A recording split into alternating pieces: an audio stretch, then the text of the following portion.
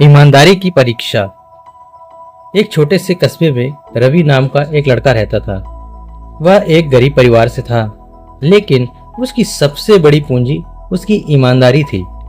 उसके पिता एक मामूली दुकानदार थे और हमेशा उसे सिखाते थे, बेटा पैसा तो दोबारा मिल सकता है, लेकिन ईमानदारी एक बार खो जाए तो फिर वापस नहीं आती।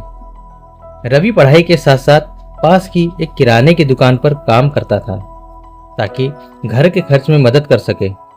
दुकान का मालिक शर्मा जी सख्त स्वभाव के थे, लेकिन रवि की सच्चाई पर उन्हें भरोसा था।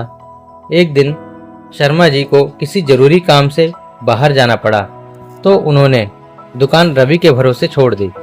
दिन भर रवि ने ईमानदारी से दुकान संभाली। शाम के वक्त जब वह हिसाब लिख रहा था, तभी एक बुजुर्ग व्यक्ति आए और कुछ सामान खरीदा।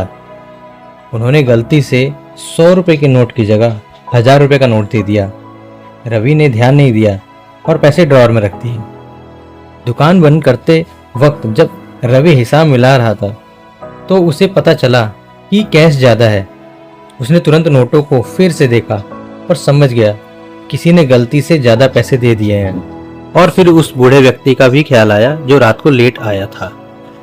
उस समय उसके मन में एक क्षण के लिए विचार आया, अगर मैं ये पैसे रख लूं तो घर के कुछ जरूरी काम पूरे हो सकते हैं, माँ की दवाई भी ले आऊंगा। लेकिन तुरंत उसे अपने पिता के शब्द याद आए, ईमानदारी कभी मत छोड़ना।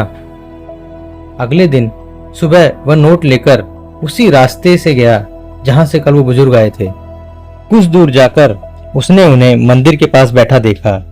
रवि ने उन्हें नोट लौटाते हुए कहा, बाबा आपने कल गलती से ज्यादा पैसे दे दिए थे।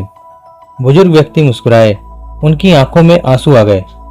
उन्होंने कहा, बेटा मैं तुम्हारी ईमानदारी की परीक्षा लेना चाहता था।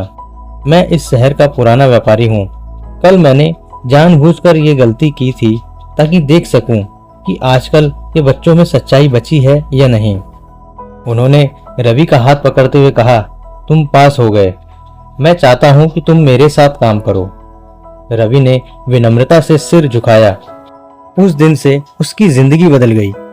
उसने न केवल एक बेहतर जीवन पाया बल्कि लोगों के लिए एक मिसाल भी बन गया। तो दोस्तों, इस कहानी से हमें ये सीख मिलती है कि ईमानदारी की राह कठिन जरूर होती है, लेकिन अंत में वही सच्ची सफलता और सम्मान की ओर लेकर जाती है। रवि चाहता तो वो पैसे अपने पास भी रख सकता था, लेकिन नहीं, उसने ईमानदारी का रास्ता चुना, जिसकी वजह से उसे उस बूढ़े व्यापारी के साथ काम करने का मौका मिला और बाद में उसके सारे बिजनेस को संभालने का अवसर प्राप्त हुआ।